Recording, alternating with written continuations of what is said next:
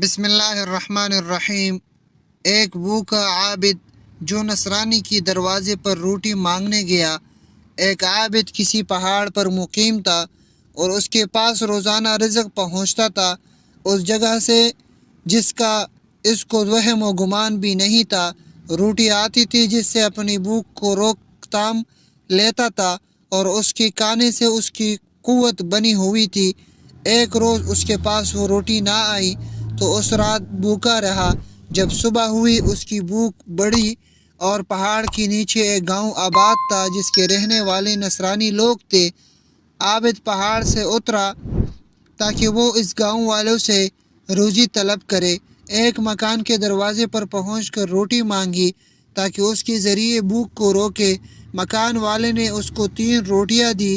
اس نے وہ روٹیاں لے لی اور پہاڑ کی طرف چل دیا۔ گھر والے کا ایک کتا تھا جو عابد کے پیچھے لگ گیا اور بھونکنے لگا۔ اس پر عابد نے اس کتے کی طرف ایک روٹی ڈالی اور چل دیا۔ کتے نے یہ روٹی کھائی اور پھر عابد کے پیچھے لگ گیا اور بھونکنے لگا۔ قریب تھا کہ عابد کو کاٹ لے تو عابد نے اس کی طرف دوسری روٹی ڈالی۔ کتا روٹی میں لگ گیا اور عابد پہاڑ کے درمیان تک چلا۔ کتے نے دوسری روٹی کھا لی اور عابد کی نشان قدم کے پیچھے پڑ گیا۔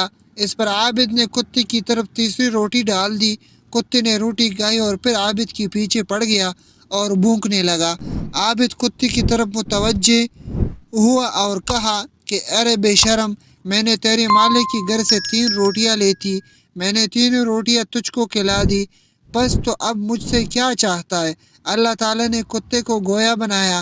کتے نے کہا کہ بے شرم تو ہے، سمجھ لو کہ میں اس نصرانی کا یہاں چند سال سے رہتا ہوں اور اکثر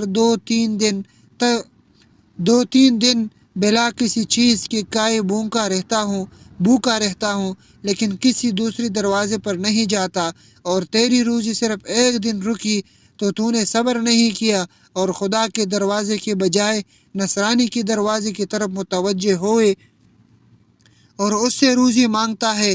بس تو مجھے بتا کہ میں بے حیا ہوں یا تو؟